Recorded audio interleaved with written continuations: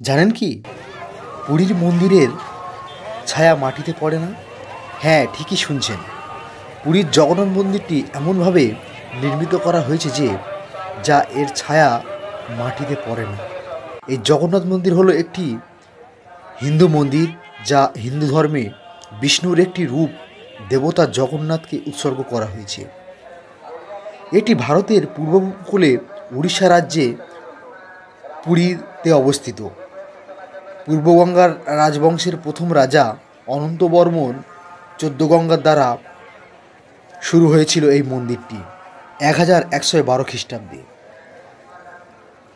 এর উচ্চতা হল 214 ফুট এবং মন্দির কমপ্লেক্সটি 37,000 বর্গমিটারের বেশি এলাকা জুড়ে রয়েছে। মন্দিরের চারিদিকে 20 ফুটের একটি উঁচু প্রাচীর বিশিষ্ট, যার নাম মেঘনাদা। মন্দিরের শীর্ষে রয়েছে অষ্টধাতু তৈরি একটি নীল চক্র। এটি পবিত্র বলে মানা হয়।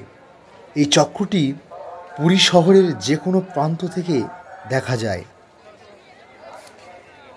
এই চক্রটি 11 ফুট উঁচু এবং যার পরিধি 36 ফুট। আর এই চক্রের ওপরে প্রতিদিন সময় করে বিকেল 4টের সময় ধ্বজা লাগানো হয়। সেটা প্রতিদিন চেঞ্জ করা হয়, প্রতিদিন নতুন নতুন ধ্বজা ঠিক বিকেল 4টের সময় লাগানো হয়। মন্দিরের চারপাশে প্রবেশদ্বার রয়েছে এবং এর মধ্যে মূল প্রবেশদ্বারটি সিংহদ্বার নামে পরিচিত। এই দ্বারের দুপাশে রয়েছে বিশাল বড় দুটো সিংহের মূর্তি, তাই এটি সিংহদ্বার নামে পরিচিত। এটা মন্দিরের পূর্ব দিকে অবস্থিত। এছাড়া উত্তর ও দক্ষিণ এবং পশ্চিম দিকে রয়েছে আরও 3টি দুয়ার, যাদের পাহারা দেওয়ার জন্য ভাস্কর্যরূপে দুধারে রয়েছে প্রাণীদের মূর্তি। একদিকে রয়েছে হাতি গেট, বাঘ্র গেট ও ঘোড়া গেট। মন্দির কমপ্লেক্সের মধ্যে প্রায় 30টি ছোট ছোট মন্দির ও উপাসনালয় রয়েছে। জগন্নাথের প্রধান মন্দিরের আগে রয়েছে কপলবৎ বটবৃক্ষের কাছে রয়েছে গণেশ মন্দির, বিমলা মন্দির, নীলমাধবের মন্দির ও গোপাল বল্লভ মন্দির। এছাড়া রয়েছে লক্ষ্মী মন্দির। বিমলা মন্দির হল শক্তিপীঠ মন্দিরগুলির মধ্যে অন্যতম। এটি মন্দিরের রোহিণী কুণ্ডের কাছে অবস্থিত। যতক্ষণ না জগন্নাথের দেওয়া খাবার দেবী বিমলাকে নিবেদন করা হচ্ছে, ততক্ষণ পর্যন্ত এই জগন্নাথের খাবারটা মহাপ্রসাদ বলে গণ্য করা হয় না। প্রতিদিন নিয়ম করে 6 বার জগন্নাথকে নৈবেদ্য অর্থাৎ প্রসাদ দেওয়া হয়। সকালের ভোগকে গোপাল বল্লভ ভোগ বলা হয়। এটি 7টি আইটেম নিয়ে গঠিত। সকাল 10টায় ধূপা তার পরবর্তী ভোগ তৈরি করে। এতে সাধারণ হিন্দু পিঠা এবং পান্তা থাকে। বড় সংখ্যতি ভোগ দই, কাঞ্জি, পায়েস সহ পিকলা নিয়ে পরবর্তী নৈবেদ্য তৈরি হয়। রত্নদেবী থেকে প্রায় 200 ফুট দূরে এই ভোগ মন্দিরের মধ্যেই তৈরি করা হয়। এরপর থাকে মধ্যাহ্ন নৈবেদ্য।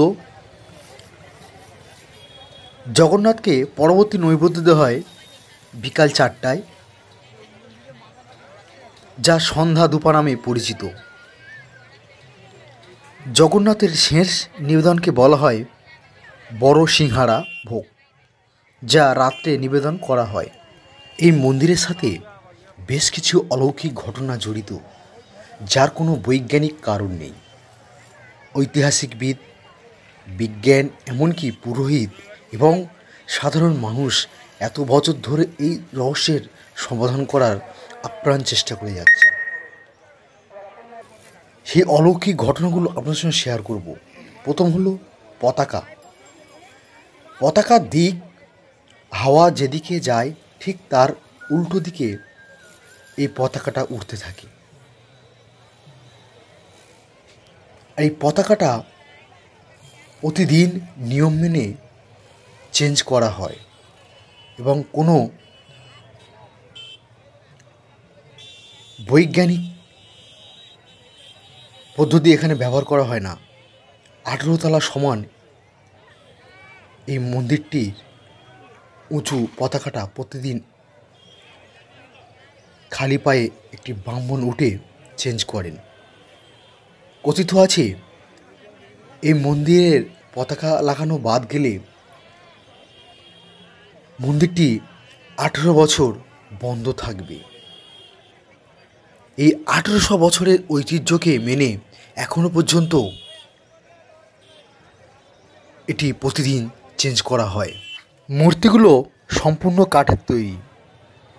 নবকলবেরা নামে এক প্রকার উৎসবের মধ্য দিয়ে এই মূর্তিগুলো প্রতিস্থাপিত করা হয়। কঠোর বৈশিষ্ট্যযুক্ত পবিত্র নিম গাছ দিয়ে এই মূর্তিগুলো 21 দিনের মধ্যে নির্বাচিত ছুতারের দ্বারা গোপনীয়তার সাথে এগুলো খোদাই করা হয়। পুরাতন মূর্তিগুলো বৈকুণ্ঠের কাছে সমাধিস্থ করা হয়। দিনের যে কোনো সময় হোক না কেন, আকাশের সূর্য যেদিকে উঠুক না কেন, এই মন্দিরের ছায়া কোনোদিন মাটিতে পড়ে না।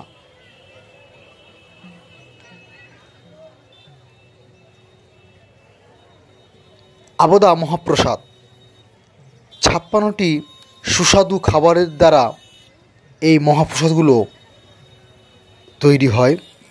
এটি দুই প্রকার, শুখিলা ও শঙ্খদ্বীপ। শুখিলা বলতে শুকনো মিষ্টিকে বোঝায়, আর শঙ্খদ্বীপ হচ্ছে চাল ডাল ও অন্ন দিয়ে তৈরি খাবারকে বোঝায়। মহাপ্রসাদ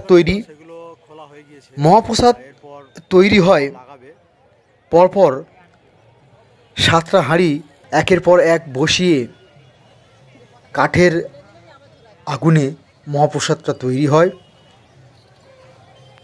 এই পুরীর মন্দিরের বৈশিষ্ট্য এই যে প্রথমেই ওপরের হাঁড়ির প্রসাদটা আগেই তৈরি হয়ে যায়। পুরীর মন্দির থেকে সমুদ্রের আওয়াজ শোনা যায় না। মন্দিরের চূড়ার উপরে কোনো দিন কোনো পাখি বা কোনো কিছু উড়ে যায় না। মন্দিরের চূড়াটা এমনভাবে প্রতিস্থাপিত করা হয়েছে যে পুরীর যে কোনো স্থান থেকে এটি দেখলে মনে হবে চক্রটি সবসময় নিজের দিকেই রয়েছে।